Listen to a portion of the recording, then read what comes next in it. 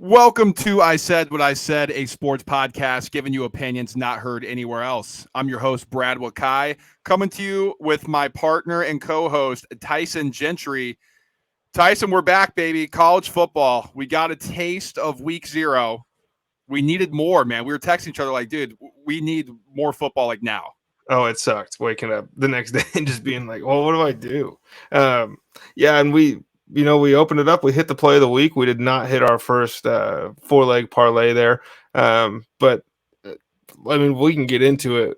The play of the week was Notre Dame, and Notre Dame smashed Navy. And it didn't look competitive at all. Navy didn't have a passing yard until the very end of the game, and then they hit a bomb out of nowhere, which was pretty funny. We had some Brad, it was full of bad offense, and it was almost exactly what we expected. Thank God Lincoln Riley showed up to save us, and even them didn't look great for portions of that game. Yeah, let's get into the week 0 recap. You said it. So overall, as a podcast, we made 1.61 units based on our bets. We had the play of the week, Notre Dame, that both you and I were on. That really helped us out with the profit boost from DraftKings that boosted minus 20.5 up to plus 181. You were smart. You sat out. You're like, listen, I don't really know much about week 0. I'm sitting to the side. I'm just going to use this profit boost play of the week. I went against that. I said, no, I like USC minus 30.5. No.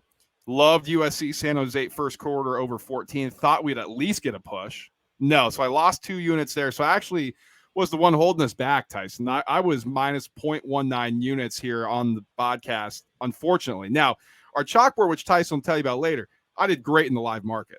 Like, it was awesome. I took USC live under 3 touchdowns. I actually got Louisiana Tech live, so that helped me out a ton. So that number was insane when that game started flipping. It was so funny. Oh my God! So that's why, not to pat ourselves on the back here, but that's why we want you in the chalkboard that Tyson will tell you about at the end. But let's give us some thoughts on USC Notre Dame here in this recap before we get into week 1 preview, talk about some of the bigger games, and then move into Money Makin Time for week 1, as it's a much larger market. But man, Tyson, I want to get your thoughts on this first. That clock, the new clock, is no joke. That was the first thing I was going to say. Dude, so apparently there are some metrics that said it wasn't that different. I don't know where they're getting those metrics from. I was visually seeing it. It was way different. Yeah, maybe it wasn't that different in the grand scheme of like how long the game took or whatever, yards and things like that. I promise you, there is, in 100 other college football seasons, USC hits that first quarter over probably by themselves. Like, every time I would look up thinking, normally a game right now, there's about 8:50 left in the first quarter, and then there's like, 6 minutes left or 4 minutes left, and I'm so confused. It was awesome. Like, I appreciated it a little bit more. It felt closer to kind of the real thing, so to speak, like the NFL. But college football, that was part of the magic, and it's not going to affect very much at the end of games. But I did catch myself a handful of times this week just being like, why is it? Oh, yeah, that's why the clock's running. It was crazy, like more noticeable than I even thought it was going to be. Like, I figured just watching the preseason in the NFL, I was like, okay, well, this is what it's going to be in college football. And if you keep the ball in play and if you run it like a lot of these spread offenses do, the clock just keeps churning. And so we'll get into that a little bit with the week 1 preview. But man, that was something that completely stood out to me as we just start off with the week 0 recap. But let's get some thoughts on USC first, because that was somebody that we were pretty leveraged on here. What do you think of USC? Was the defense good enough to compete? What do you think of the offense in year 2 of Caleb Williams there? The defense wasn't good enough to compete for the first however many 7 drives or whatever that they faced Tulane, because it was almost Tulane has a penalty and then gets sacked, and that causes them to punt on the first drive. They're moving the ball. Second drive, obviously, pretty much like you can run through the whole gambit, basically everything that they did, USC's defense, and it didn't look great. And then there were times where it was like, oh, they got the athletes to make this thing work, because they're flying around over pursuing and maybe in the wrong spot sometimes, but it didn't really matter on Saturday because Caleb Williams and the boys showed up, scored right away, which is exactly what everyone in the world thought was going to happen. Scored again. I think they scored again and then hit a little bit of a lull. And that's when it got concerning, because it was like, okay, so if this is going to kind of be pervasive throughout the entire season, it's going to be a longer year for USC than we expect, and it's impossible to say that that's the case because it was week 0 in a game that they were like comfortably had in hand, even when it was 0-0 and like they're driving and it looks like USC is about to go down a score. It just felt like, oh, well, I hope this changes the live number because they were never going to lose that football game. They were going to win the game because they were 30.5-point favorites. Like if they were upset in the first, you're just like, oh my God, what is happening here? So they were always going to win relaxed. that game. Relaxed. Right. Here's my concern. San Jose State had almost 400 yards, almost 200 on the ground. Yeah. This is a team in USC last year that got ran out of the stadium against Tulane in the bowl game. That you can question motivation, but that was just straight up embarrassing. I'm going to say this. I think when we look back on Lincoln Riley and his time at USC when he had Caleb Williams, we're going to say that guy wasted a championship window because he would not fire his buddy Alex Grinch. And we're going to be like, that guy, we're going to look back on this guy like he's Cliff Kingsbury. Like he's the biggest idiot because we do that with Cliff when he had Patrick Mahomes. Like, how did he not win when he had Mahomes at Texas Tech? I swear in 8 years, we're going to look back and we're going to watch Caleb Williams in the NFL and be like, I can't believe Lincoln Riley didn't win with this guy. See, I don't think that'll ever happen to him. I don't think that'll ever happen to Lincoln Riley because all that's going to happen is he'll get the Cardinals job at the end of the season. He'll draft Caleb Williams. It'll be all good. But like if you do that, then you got to start running through the entire list of quarterbacks he's had, and it's like, oh, this dude hasn't lifted a trophy with a lot of really good, really talented signal callers. Dude, they look fine. Like they look like they're going to score 1 billion points. The defense looked exactly kind of how we thought it was going to look. A lot of people across the country were hyping this defense up like it was going to be like a huge, giant improvement after last year. And it's just like, if you look at Alex Grinch defense, they don't normally make, they don't jump from 100 to 50, right? They go from, if there's anything, it's 100 to 80 in the national rankings. They look like USC. Yeah, and I think that's a concern when you have championship aspirations. So we'll have to see. I mean, there's still time for this defense to improve. We're not buying into it. You're hitting the panic button week 0. I just can't believe how bad they look. Now, San Jose State's offense is fine, but I mean, there's too much talent on that defense to be looking like that. Like just straight up, like God. And it's just, again, this guy's making that much money and he's a hack. Like quite honestly, Alex Grinch is not a good coordinator to be at a Power 5 level like USC and Oklahoma. It's ridiculous, but. You know who looked good? Notre Dame. And listen, we expected them to dominate. I don't think we expect them to win 42-3. Like they just completely eviscerated Navy under first-year head coach, new quarterback. But Sam Hartman looked great. 19 of 23, 251 yards, 4 touchdowns, 10.9 yards per completion. Like it was just easy. Easy. And they could have ran for 500 yards on the ground if they wanted to. But just let's get a little Sam Hartman. Let's show him off. And you look really good. I was super impressed with Notre Dame. Some of those were like tight window throws. So when you look back at you turn the game on or whatever and it's 21-zip, it maybe just kind of see. And by that point, they're kind of doing whatever they want anyways. Mm-hmm. But he was hitting, I forget now, but who's the freshman that everybody was all excited about? They had catching passes. He had a really good throw to him over the middle. But it was like it was a different level athlete. It was different size everywhere, and I think people gave Navy too much credit going into this one, looking at last year when kind of without factoring in the fact that this is Freeman's second year and Sam Hartman is just better than who they've had under center. They're going to run on everybody. It looks like that offensive line could block the Patriots tomorrow. Like they were moving people off the ball, but you can't really win a national championship in this day and age just by running the football and playing defense. Jaden Greathouse was the freshman. He led the team in receiving yards. Nice. Yeah, 68 yards, 2 touchdowns. And there was major concerns for Notre Dame with their receiving core coming in. I mean, they had to move Chris Tyree, their running back from last year, out to receiver just because they were so limited out wide. But when you have Sam Hartman at quarterback and he's going to be able to have time like that, shit. I mean, you and I could go out there and play. Oh, he's dicing. He was dicing. Smoke. And now let all your friends show up with Sam Hartman Heisman tickets because it's still not coming true. No, unfortunately not. But Notre Dame looked good against Navy. They have a hard schedule this year. We'll see how they continue to build, but they passed week 0. Everybody thought Navy, is going to keep it tight, and they overexceeded expectations. So we love what we saw from Notre Dame here, and I'm I'm curious to see if they can maybe knock off a USC, an Ohio State, or a Clemson. Tyson, could they be spoiler this year? We'll see. Week 1 preview. Let's get into it. There's really 3 high-profile games that we wanted to discuss and dissect. One of them's actually taking place on Thursday in a rematch between what happened last year down at the Swamp. Now, Florida has to travel up to Utah with some major question marks surrounding the Utes in terms of their quarterback play. Is Cam Rising going to play? Is their backup healthy? Are they going to have to start a third stringer? And then you have a completely new quarterback situation for the Florida Gators and Billy Napier's second year.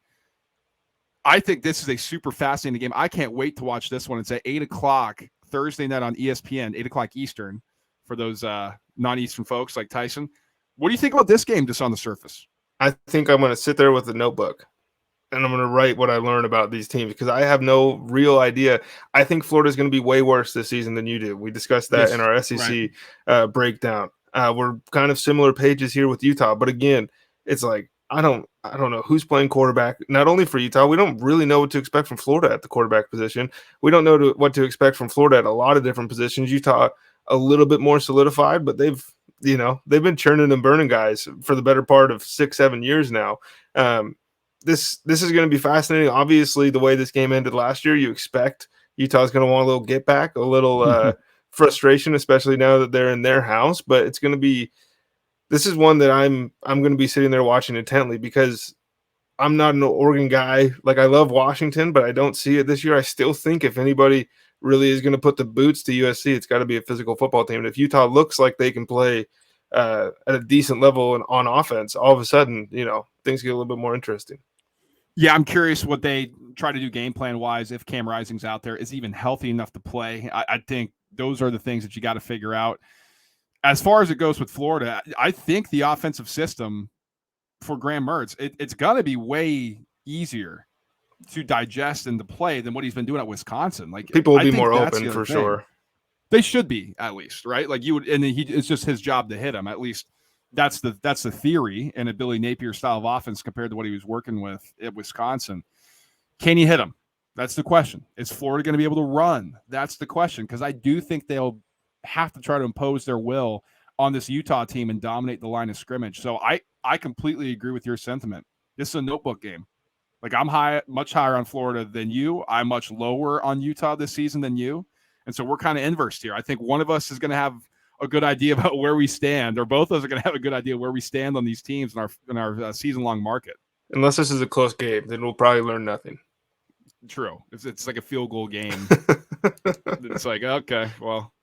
The next game we want to discuss here, UNC and South Carolina are facing off on Saturday on a neutral site, technically. It's the Bank of America Stadium in Charlotte. It's where the Carolina Panthers play.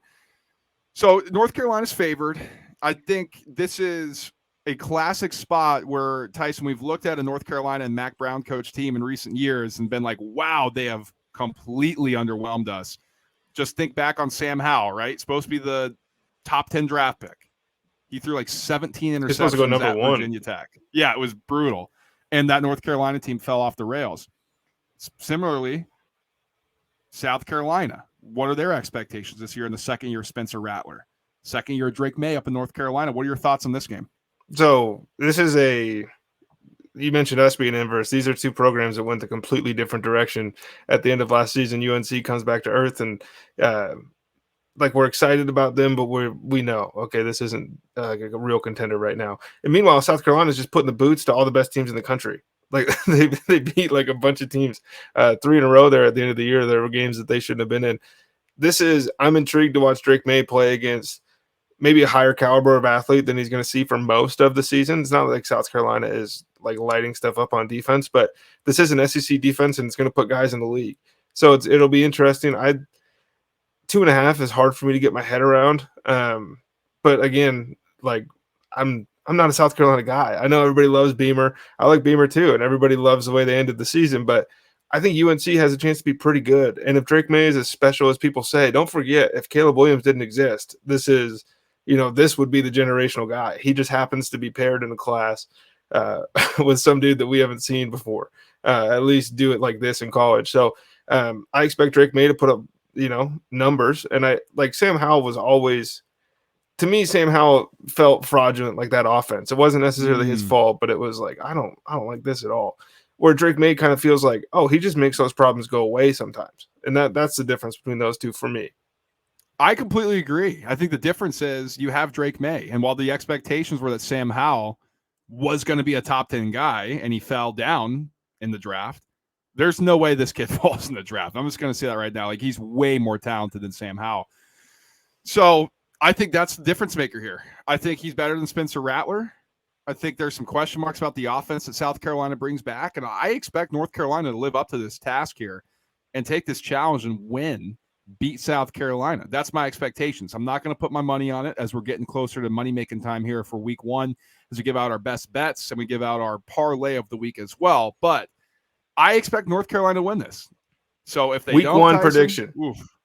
Week 1 prediction. How high does North Carolina get in the top 25 poll this season? I think they'll touch top 15. Okay. They're 21 right now. I don't think they can get higher than I don't think they can crack the top 10. I'll put it that way. I think they can get inside the top 15, which would be good for them. Yeah, I'm with you. It just I'm looking for this year's Ole Miss back in the Edo days when it was just like, oh, they're going to go undefeated for a while and peak out at 3 and disappear. North Carolina might be that team.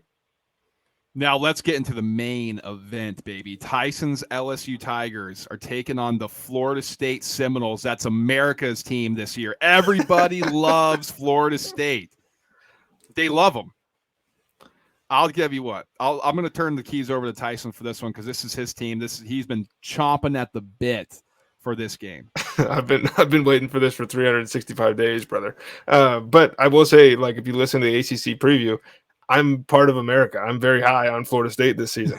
You are. I just think, like, I don't know how many times I can say it and it not get annoying to people, but this was a team that literally met each other a couple weeks before the season. This was a team with half the amount of scholarship players as everybody else in the country. This is a team that beat Alabama. This is a team that went to the SEC championship. They got their shit pushed in, but they went there. They represented the West. They put it together at the end of the season and started playing some really good football. Last year, they had one of the worst performances I can remember, or underwhelming, I would say, for the first half of Brian Kelly's opening tenure. And then they lost the game because they missed an extra point. With all the momentum in the world, scored a last-second touchdown. Probably were going to go into overtime and win that thing.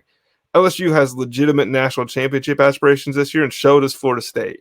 So it's we're going to get some of these matchups in week 2, right, with Alabama and Texas. But this is the real, true main event of the college football season to this point. And shit could end up as one of the games of the year. These guys could realistically very well meet again later this season. Completely agree. I can't wait. This is on Sunday night as well, so it's going to get a primetime feel to it, a lone type of game. So, man, this is what – and I watched this. I was in Puerto Rico for a bachelor party last year when this game was going on. I was like, no, I'm going in the separate room. I'm watching this game. Whoever wants to watch, because this is going to be a really good one. If we get a rematch of last year's game, holy smokes, it's going to be sick. It will be awesome. So another over-under here for you, week 1. Primetime game by itself, over under 3.5 hours with the new clock. Because before this was a lock to be 4.5 hours long with commercials. Sure. No, this is going under. They both want to run the football. They want to establish dominance. You know, you got two quarterbacks who are mobile, so even if they get pressured, they can stay in the field of play, run a little bit. I think this is what we're going to see. It's going to feel like an NFL primetime game. And this is one for you gamblers at home who might have Heisman tickets on either of these two quarterbacks. It's not going to matter as much as you think in the moment who wins or loses, because nobody wins the Heisman week 1. Very true. Okay, let's get into Monday.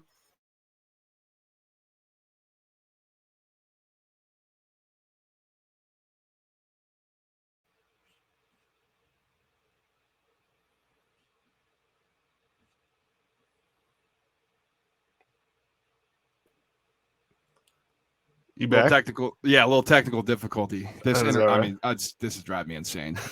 My God. So, all right, week 1. Oh my gosh, man. Week 1 down for the previews, but we're going to get into money making time here. We're going to give you our best picks right now. We are recording this on Tuesday. We're going to release this Wednesday. So if some lines have changed, we'll kind of tell you what we'll like in case anything gets to a number that we wouldn't recommend before we release. Tyson, why don't we start with you? We each have 5 picks. Our play of the week is the same this year as well, and then we'll get to our I Said That parlay, which we'll hand out at the end. Yeah. So we've been talking about the clock all episode. And when we kind of went through our season by season breakdowns, you learned how, like, at least I feel about both these teams. I have the under in the TCU Colorado game. The under right now is 63.5 points, minus 110. So straight up, they're just letting you know one side or the other.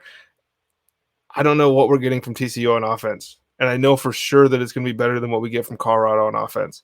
I think TCU has to hit 42, like 6 touchdowns and a field goal probably for this game to even hit the over. I'm not anticipating that. I think it's really hard to go from lightning in a bottle, as we say, with QJ and Kendre Miller and Doug and all those guys, and then replace everybody in one offseason. Like, part of me wants to go for Dion to cover this thing at 20.5 because I really don't know what we're getting from TCU. And the other part is, like, I don't know what these FCS dudes are going to do, playing against the national championship runner up. I understand TCU is not going to be there this year. They just won't. But they're still a damn good football team. I'm going to take Minnesota -7 on Thursday night against Nebraska. Minnesota has some question marks coming into the season. I would only play it at 7. So if it gets up to a 7.5, no play for me here. Maybe even you want to look back on a buy into Nebraska there, just anything over a touchdown. But I think Minnesota is going to come in with a more established type of offense. Obviously, with Matt Rule coming in, there's some question marks about Nebraska. Jeff Sims is their quarterback, who was at Georgia Tech last year. Matt Rule has never done great in his first season. PJ Fleck wants to make a statement. He's got a big arm quarterback. I think they're going to try to throw the rock here, and I do think they will cover this number. I'm taking Minnesota -7 for my first play of the week, starting Thursday night. So nice to say.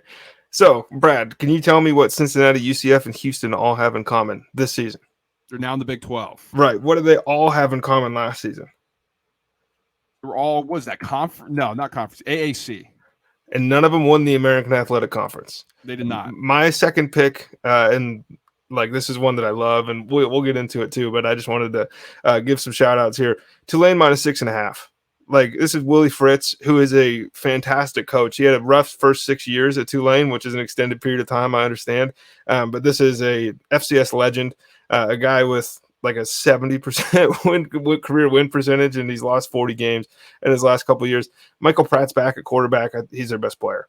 And what I really like, and part of the reason I wanted to get it in here before we get to it in the parlay, the number is not out right now, but Tulane outscored opponents 113-37 last year.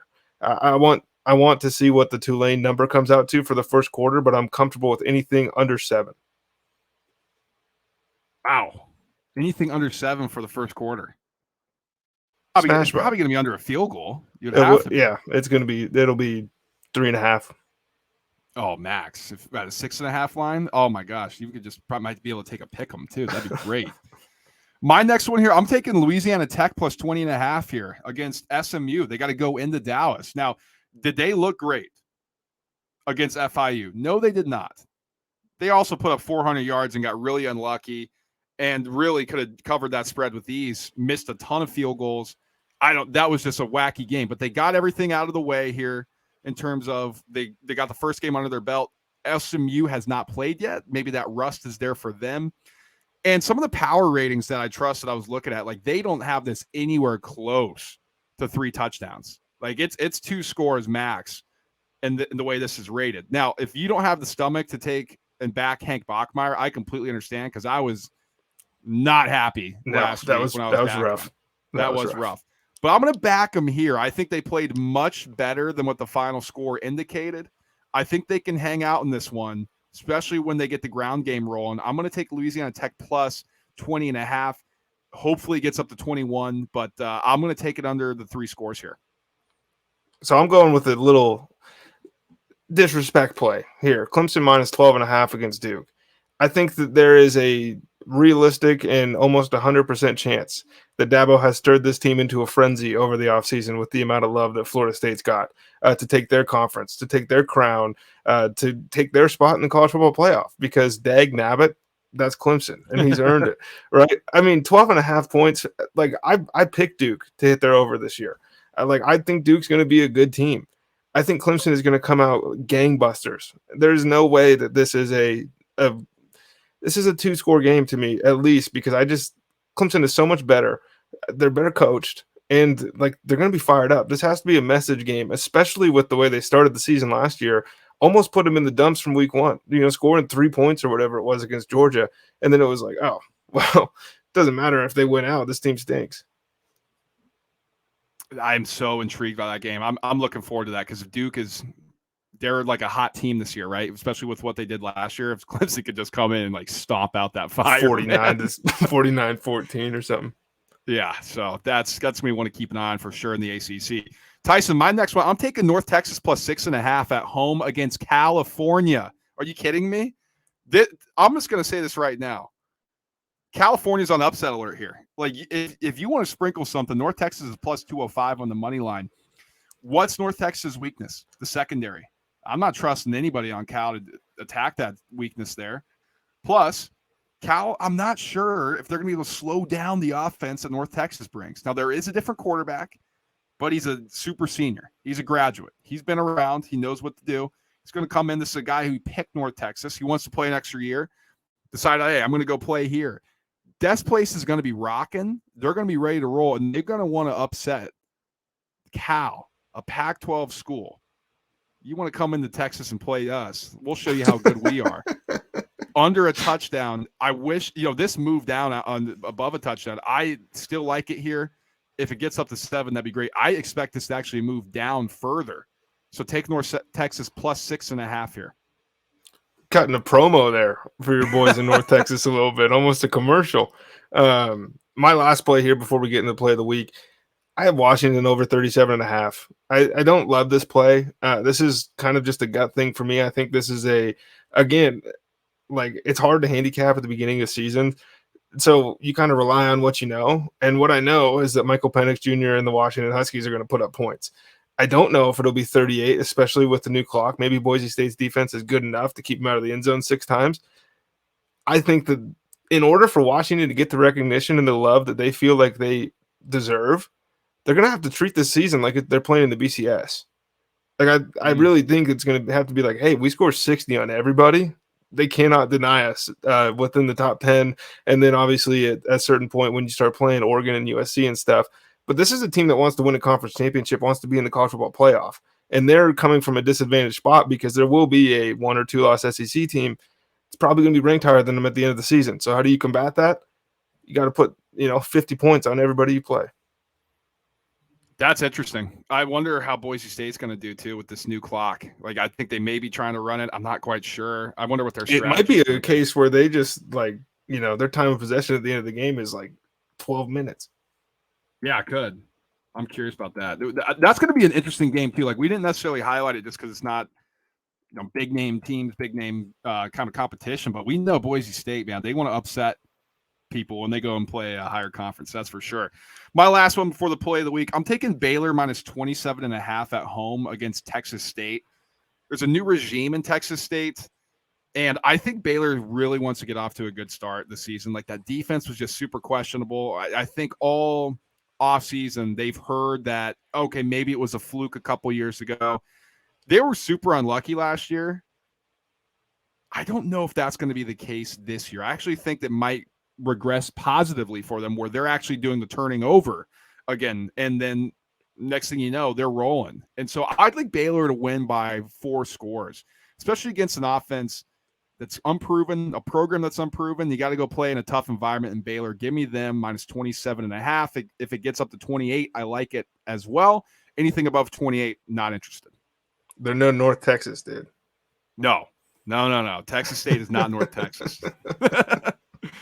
All right, now, Tyson, you said it before here. We have our play of the week, and we're going to give a play of the week out every single week going forward in college football, and we can't believe it. We're on the same play for the second week in a row. Now, last week it was like, well, what else are we really going to choose from in a small slate?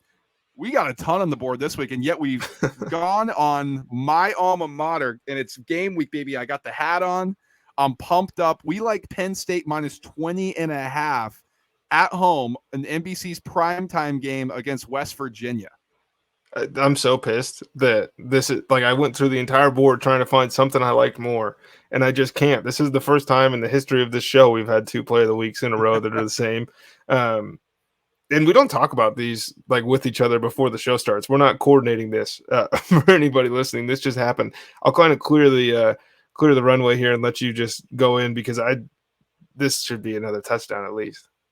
I think it is a very light, and it started out 20.5 minus 115. Now it's going to minus 105. So I think actually by the time this thing kicks, it could be under 20.5 and 19. I just don't see it. Now, I think the question mark that may have is, are they going to run out of time? Because Penn State's going to want to keep the ball on the ground. West Virginia, they're going to want to run the ball. That's really the strength of their offense. And the under is right now, over under is 50.5, minus 120 to the juiced under.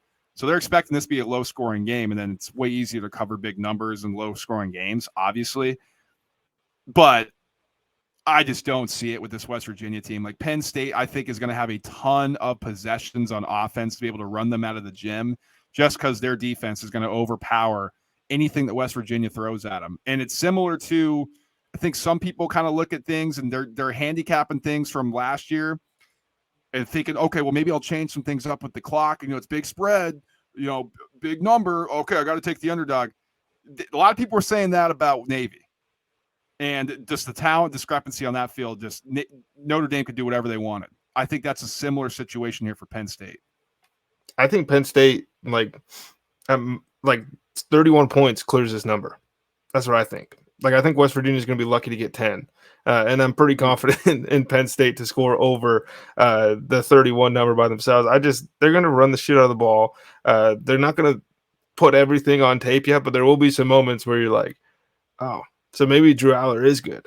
Maybe he is as good as we've been told. And again, this is a program with a ton of juice that wants to win a national championship against a team that has been trending in the wrong direction since Will Greer was a freshman.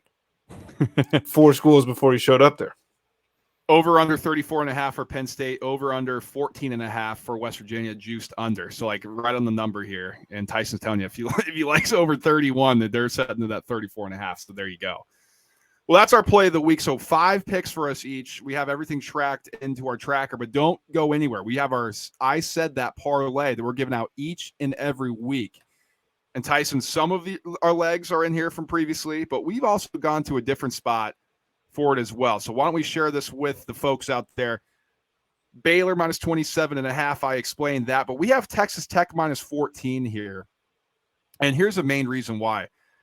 I just keep hearing a ton of things about Texas Tech this offseason, and every single person who's a reputable reporter who's shown up there is like, dude, I think there's something special going on at Texas Tech.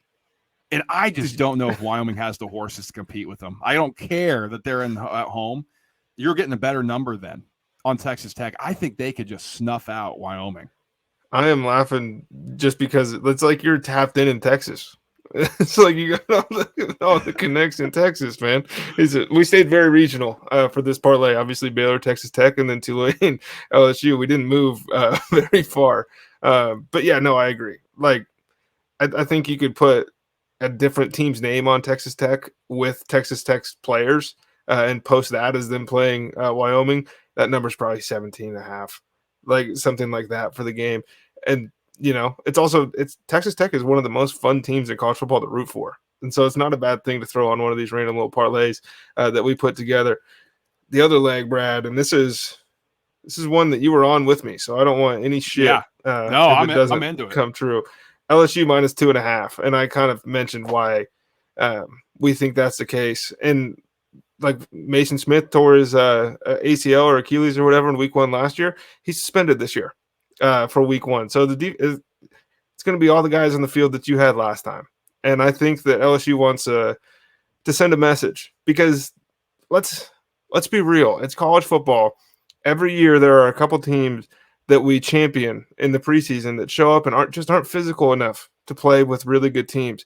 Florida State's offensive line has gotten so much better in the last couple of years under Norvell. The defensive line has gotten really good. Jared Verse is one of the best players in the country. It's a different thing. It's a different thing to go against. LSU has better athletes. They have better players. They have a better coach. Like quarterback's going to be close, and that's not going to be the case for a lot of Florida State games. Why people are high on Florida State? They might have the best quarterback in their conference. That doesn't mean they have the best quarterback in the country. Exactly. Well said. And we're taking 2.5 instead of the money line. We know they missed a field goal last year, and so it's like, whoa, but you get covered that way.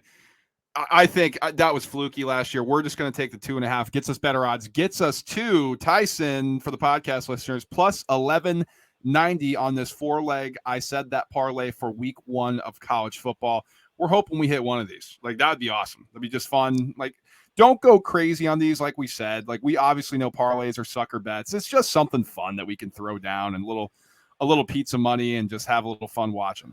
And it's really hard in college football to get a good bet for 10-1. It's going to be hard to make happen. So parlays are a good spot to do it. If you want live plays, if you want picks that we didn't just throw at you in our top 5 of this week, look, man, we're 1-0 in the play of the weeks. We're going to try to get that thing to 15 by the end of the year. It's going to be in the Chalkboard app. It's on the App Store, Google Play, wherever you download your apps. It's free to join. Just you can type in ISWIS, will pop up. You can type in the Roundtable Bets, will pop up. It's the ISWIS presents the Roundtable Bets. It's Brad, myself, a handful of others, and it's just throwing picks down, man. And there's no kind of hierarchy in there. It doesn't matter who's posting. Everybody's in there kind of throwing shit at the wall. Hey, check out this boost I got this week. Or if you're playing table tennis, we want to hear about it because that stuff's fun. So, yeah, and it's free to join. And, like, we're up a unit. We're going to try to get up, a couple more at least by the end of the season. So if we keep rolling these things off, you don't have an excuse. Absolutely. And in the meantime, like, subscribe, and share the show. We appreciate you listening. As always, follow us on our socials, on X, on Twitter, on X, on Instagram, on TikTok. It's all the same at ISWIS_pod. And leave a comment. Who's your lock? Who do you like this week? Who are you rolling with? Are you fading us? You tailing us?